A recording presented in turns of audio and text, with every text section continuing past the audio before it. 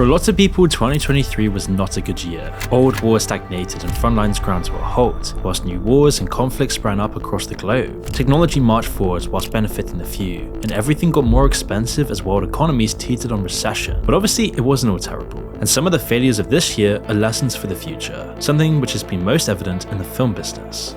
While there have been a few standout films from Hollywood, 2023 has otherwise been awful for the big studios. It was completely packed of unoriginal, bloated and soulless films, so many that audiences just stopped watching. Even the golden geese that Hollywood has relied on for decades stopped laying. After smashing franchise records just a year ago with Mission Impossible Fallout, Tom Cruise failed to rescue Warner Bros. From the brink. Mission Impossible Dead Reckoning Part 1, despite soaking up nearly $300 million in production alone, only delivered under double of that. And when you take away marketing costs, which often equal the budget, as well as the cut the cinemas take, then a $566 million worldwide box office means they lost hundreds of millions. The DC universe had some hilariously poor performances this year as well. The Flash opened as one of the worst superhero films we've seen in a long time. Despite Batman's presence, it was a laughingstock that lost hundreds of millions, while Shazam 2 barely even made an impact. Had they not released Barbie this year, Warner Bros. Would be in deep trouble by now. Maybe even as much trouble as Disney is in right now. You see, as we all know, Marvel was hit especially hard by sequel fatigue, stumbling early with Ant-Man and the Wasp, Quantumania. What could have been an easy $500 million in the bank for Disney blew up in their face. Cheap and unpolished special effects, combined with the most stale ideas possible, meant it never had a chance. But this was only the beginning for Disney. The forgettable series Secret World was unnoticed and ignored, despite a $200 million budget behind it. Their next release, Guardians of the Galaxy 3, was the best of a bad bunch, but still performed modestly compared to previous installments. It wasn't a coincidence that the Marvel film that was the most original and unique was the only real winner. But from there, it only got worse. The Marvels, their next MCU release, was plagued by reshoots, rewrites and production chaos. VFX artists barely had any time to work on the visuals under Marvel's shortening production cycles as well. Captain Marvel's character had always been weak. Her first solo film had only been kept afloat by having the lucky position of falling between Infinity War and Endgame, but when the sequel was left to fend for itself, it didn't even make back its production budget. And with their money printing machine suddenly coming to a halt, the rest of Disney was left to pick up the pieces. In short, they failed miserably. Their constant meddling and micromanagement of Pixar led to Elemental getting one of the worst opening weekends in Pixar's history. Their attempt at an Indiana Jones reboot fell completely flat on its face, and Little Mermaid didn't live up to its roots either. Wish, one of their own animated films, was just as much of a disappointment. Between Ant-Man's Secret Invasion, Indiana Jones and The Little Mermaid, Disney lost over $1 billion,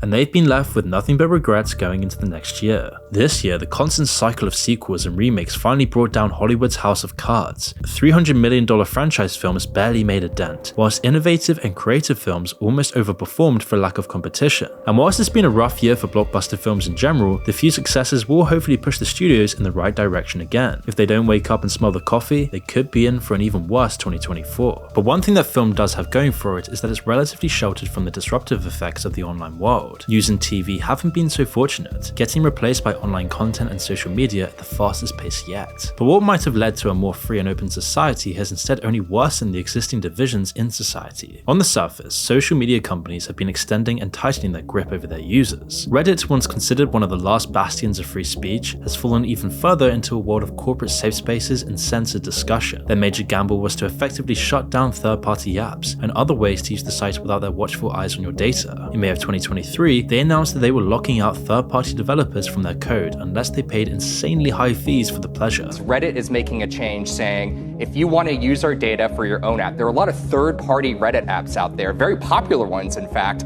that just kind of suck up the data from Reddit and put it out on their own app. There used to be Twitter apps like this too. Exactly. And because of this change, those apps are going to have to start paying for access to that data. Apollo, one of the most popular, was asked for $20 million a year to continue operating. It was a cynical move designed to put people on the official app. That way they could design their adverts to blend in as much as possible with the actual content. And the more people who give them the same attention as real content, the more money Reddit makes selling the spots. And it's safe to say that people weren't happy, and a majority of popular subreddits went on strike. But it didn't really last long. All Reddit had to do was wait out the 24-hour outrage cycle, deal with a few posts about spares, and get right back to making money. And it turns out most social media addicts weren't capable of tuning out for longer than 3 days. On top of that, the blackout gave Reddit an excuse to go after the last few mods on the site that will actually stand up to them past a token amount of pushback. Drop us and mods were rejected, whilst power mods were given even more power to tamper with what people were saying. Along with the adverts and the app changes came as much monetization as possible. Reddit Gold used to be one of the only ways the website stayed afloat, letting people give an ultimately meaningless reward to people who did a good thing.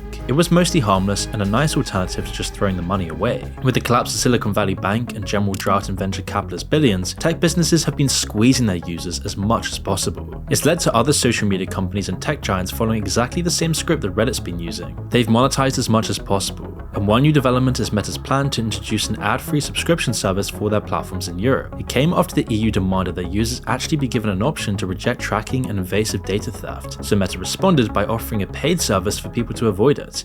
Regulators and courts in Europe have told Meta they need to give people a real choice. And whilst they might say it's to appease the EU, pulling the wool over their eyes would just be a happy side effect. Instead, it's part of a coming push to monetize and sell the very thing they've been taking from us all this time: privacy. That's if the service actually protects your privacy at all, which remains to be seen. But the number one way that these companies make their money is through engagement. All the expensive digital stickers and monthly fees don't mean a thing if you can't keep people on the app. That's where the algorithms come in. TikTok has been ahead of the curve for quite some time, using short-form content and promoting divisive topics to maximize engagement as much as possible. And it's created a generation of addicts that can't watch a 20-second clip of something if it doesn't have flashing lights, subway surfers, and an AI voice to spoon-feed what's going on right in front of you. Other companies have been catching up though, and it's made society more divided than ever. Global issues and politics are shortened down and distilled into two opposing viewpoints. Troll farms and bot accounts push both sides incessantly, only adding to the maelstrom. The audience gets split into two echo chambers who only see evidence for their points and strawmans of their opponents. And apart from making the internet a much worse place to exist, it simply makes society weaker. A divided nation is paralyzed, and democracies are more divided than ever. And with everyone fighting their own civil wars online, it lets corrupt and greedy politicians take even more advantage than they already are. But it also leaves us unable to properly respond to the growing threats that we've seen unfold over the past year. It's not something that's lost in billionaires behind their modern outrage machine. In fact, Zuckerberg, one of the principal architects of social media, has spent a sizable portion of his vast wealth building his own luxury survival bunker in Hawaii. Over the course of a decade, the billionaire has spent $270 million on a restricted compound of mansions and underground facilities designed for decadence and self-sufficiency. It's ironic that these people who always talk about progress and a brighter future are spending so much on a plan B when it all collapses. And whilst the rich and powerful have been building their own walls and bunkers, much of the world has fallen into chaos. And we can't forget that the world moved one step closer to war this year. Whilst the Ukrainian flag graced millions of Facebook profiles last year, it's fallen off the front pages, which only benefits Putin. Without air superiority and a flood of Western aid, Ukraine stands little chance of breaking the deadlock. UK and US politicians looking to get re-elected next year won't be likely to announce massive boosts in aid to Ukraine. It's an awful catch-22. That means the country will be spending over 20% of their GDP on defense next year. Russia, meanwhile, only spent around 6.4% of their GDP this year on the military. Still a huge proportion, but nowhere near what Ukraine has had to give up. It takes a long time for economic pressure to end an ongoing war. Often it doesn't happen at all. But if this war of attrition continues, then the tragic depletion of Ukraine's families and resources will carry on. Of course, the war in Ukraine isn't the only war that's going to carry on into the next year. The war in Gaza is also unlikely to end anytime soon. While peace talks are ongoing, the conflict is defined by bitterness that goes back to colonial times, on top of ongoing ethnic tensions. Tensions that have only been amplified in the online discussion and content surrounding the war, something that social media companies are pretty powerless to really prevent. It's incredibly difficult to moderate content that reflects an ever-changing landscape of truth and propaganda, especially when there's so much of it in multiple different languages. It's no surprise that tons of social media platforms have pretty much given up. TikTok even removed the button their moderators were using to flag suspicious or inflammatory content that's not in their own language. Instead, they were told to put it through Google Translate. But it isn't really a problem that social media platforms are incentivized to solve though. Controversial and provoking content is exactly what they want because anger leads to engagement and therefore more profits. The drawback, of course, is that people absorb the propaganda and it changes how they think. Subtly and without their knowledge, they pick up the language itself of division and conflict, and it changes how people think and how they react to the world around them. It's another case where modern technology has only really added problems to the world rather than solving them. And whilst progressing faster than ever, tons of big tech's innovations and products have only really served to uproot and displace the old industries. Whilst the shift lined the pockets of tech CEOs, companies like Uber and Airbnb have generally made things worse for everyone else, both the people actually doing the work as well as the customers. Virtual reality and augmented reality so far hasn't really made the push into the mainstream that we might have expected 5 years ago, but this year did have some huge breakthroughs. On the Lex Fridman podcast, we got a small window into what that future might look like when they conducted the interview entirely entirely through the metaverse. There were some limitations, of course. The realistic avatars only depicted the head and shoulders, and before the interview, there was this huge scanning process to set it all up. But otherwise, the effect was incredibly realistic. This technology really will change society, but it will take a long time before this happens. Then again, the announcement of the Apple Vision Pro was what really defined the year. The device, whilst ludicrously expensive, represents a massive step towards a digital reality. You see, Meta's been pushing VR for years now without massive success, but Apple finally getting into the game means they're finally serious about its short-term potential. The device, slated to come out early next year, will put the digital world right in front of people's eyes. Through eye tracking and outward cameras, the user can both see what's around them as well as a digital overlay. Apps and games can exist layered on top of the real world, rather than in an entirely generated digital world. It's this augmented reality that's going to be the defining feature, both for consumers and for Apple. You can imagine its uses in real life. Information about the world around you will appear at your fingertips. AI assistants can tell you which bus will be the fastest, which roads to take to avoid traffic, and overlay everything else a smartphone can do. Eventually, it could even automatically translate language or give you subtitles in real time. But as well as the limitless possibilities, it means that the digital world will be even more intermingled with your life. AR will remove those last few seconds of time between the impulse to follow the distraction and getting the dopamine reward. This final wall between us and the digital world is crucial. Instead of having adverts and notifications appear on your phone, they will appear directly in your vision. Now, the Vision Pro is a long way away from that. A perfect idea of the product would be a simple pair of glasses with all the same functionality. It's bulky and heavy, meaning it'll be hard to carry around all day. But on top of that, it needs to be plugged into a power source to function. Or you can wear a battery pack that gives it an insane 2 hours of charge before it's dead again.